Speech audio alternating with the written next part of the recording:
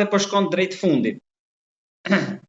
Çfarë komenti keni, zoti Salia, për gjithë ato që po ndos atje? Ju e prekët, sikur e thash pak më lart, për vrasjen e veprimtarëve të LDK-s. Pra, dua të ndalen tek pjesa e pas luftës. Shikoni, tash janë dy rrugë para Kosovës. Unë po kthehem në aktualitet tash, janë dy rrugë të shkojnë në zgjedhje sërish, pra nga zgjedhjet që i mbajtëm në zgjedhjet të reja, që do të ishte shumë e keqe për Kosovën, sepse edhe zgjedhjet e reja janë një rrugë e panjohur si do të përfundojnë. Pra mund të bëhen zgjedhjet, mund të bëhen me sukses, por mund të vim sërish të njëjta situatë, një blokade që e kemi. Mund të ketë edhe ndryshime, nuk pritë ndryshime të mëdha, edhe mund të jemi në situatë të njëjtë që përsëri për disa muaj të jemi në një blokadë të re, pa e ditur me fundin e saj. Pra, është kjo mundësi që nuk është e mirë për Kosovën, është një mundësi që na dërgon nga një katastrofë që e kemi tash në një katastrofë të re, dhe unë mendoj që zgjidhja do të ishte te kompromiset. Për mua ka qenë zgjidhje ideale për interesat e Kosovës, një koalicion LDK vetëvendosje, duke respektuar interesat e LDK-s, duke respektuar programin e LDK-s, duke marrë LDK-ja vendin e duhur në institucionet e Kosovës, pra në presidencë, në kuvend dhe në qeveri, dhe do të ishte një koalicion i qëndrueshëm për Kosovën, që do të jepte rezultate shumë të mira. Dihet se vetëvendosja anon nga e majta, pra nga ekstremi majt, me disa qëndrime, me disa parime programore. LDK-ja është partia e qendrës së djathtë, pra është partia e qendrës që anon ka e djathtë, dhe do të ishte një kompromis shumë i mirë, shumë i përshtatshëm për të tashmen dhe të ardhmen e Kosovës. Megjithatë, unë nuk po shoh asnjë shenjë të asnjërës nga partitë politike që të bëjnë kompromise. Edhe kjo mundësi të mos e kemi një dimër të vështirë në Kosovë, edhe në aspektin politik, edhe në aspektin ekonomik, sepse pa miratimin e buxhetit nuk lejohet që të shpenzohen parat e buxhetit. Pra do të jetë një problem shumë serioz për gjitha aspektet e jetës institucionale në Kosovë.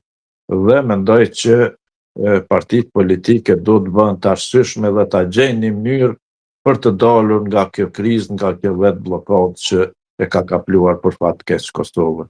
Asnjëherë Kosova nuk ka qenë në një gjendje të një krize kaq të rëndë që e ka plakosur me vetë bllokimin e institucioneve të Kosovës. Tek rruga e dytë për ata që po ndodh në Hag? Shikoni, në Hag, t'ju them unë paraprakisht, unë kam qenë deputet i Kuvendit Kosovës kur është miratuar ligji për themelimin e dhomave specializuara në Hag. Kam diskutuar në atë seancë të Kuvendit, qëndrimi im ka qenë se kjo gjykatë nuk do t'i bëjë mirë Kosovës, sepse do t'jemi në fokus të bashkësisë ndërkombëtare nën projektorët e saj, që të shpihet që të dalin pa të pretendohet se UÇK-ja ka bërë krime të rënda në Kosovë, krime kundër njerëzimit. Pra, unë mendoja që nuk do të ishte mirë kjo, por me që ishte qëndrim strikt i SBA-ve dhe i aleatëve tonë perëndimor që ta formojnë këtë gjykatë, sepse përndryshe do të formojnë në Këshillin e Sigurimit të OKB-s. Dhe atje në Këshill Sigurimit janë edhe Kina e Rusia, dhe kjo gjykatë do të mund të ishte në ndikimin edhe të tyre, dhe do të ishte një gjykatë shumë më e keqe për Kosovën se sa kjo që do ta formonim ne vetë. Kështu që arsyeja pse votova unë dhe të tjerët është pikërisht kjo, sepse ne më mirë ishte ta formonim vetë këtë gjykatë, në një farë mënyrë do ta kishim mundësinë që ta hiqnim nëse vlerësoj se është e mirë një gjë e tillë. Pra, Kosova e ka formuar këtë gjykatë, kjo gjykatë është e Kosovës, dhe Kosova mund ta suprimoj atë, mund ta heq atë. Kështu që ishte më arsyeshme që ta formojmë ne se sa ta bëjnë Këshilli i Sigurimit. Tash situata atje është e paqartë, epilogu nuk dihet saktësisht, ka shumë akuza për krime, për fat keq akuzat kryesore dhe më të mëdha janë për krime ndaj shqiptarëve, pra ndaj veprimtarëve të LDK-s, vrasje të shumta, pra thotë që akuzohet për mbi 100 vrasje të veprimtarëve të LDK-s, të shqiptarëve e tjera, dhe mu jenë rënd që ka ndodhur këto në Kosovë dhe shihen dhe trajtohen nga një gjykatë që është e Kosovës, por që ka marrë për masa ndërkombëtare.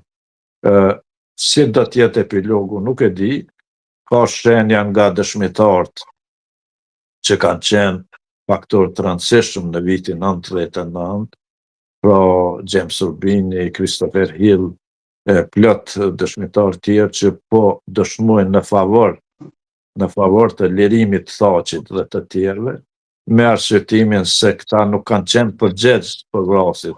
Pra vrasjet kanë ndodhur, por këta nuk janë përgjegjës. Nuk ka pas një komandues. Po, në një farë mënyre UÇK-ja si organizat po akuzohet se ka kryer vrasje dhe po konstatohet se ka kryer vrasje, por që këta nuk kanë qenë përgjegjës sepse nuk ka ekzistuar një shtab i përgjithshëm, nuk ka ekzistuar një sistem komandues, ai zinxhiri komandues, pra që zonat e ndryshme të UÇK-s kanë vepruar kryer në vete, kanë kryer vrasje e tjera, që përsëri nuk është e mirë sepse nuk do të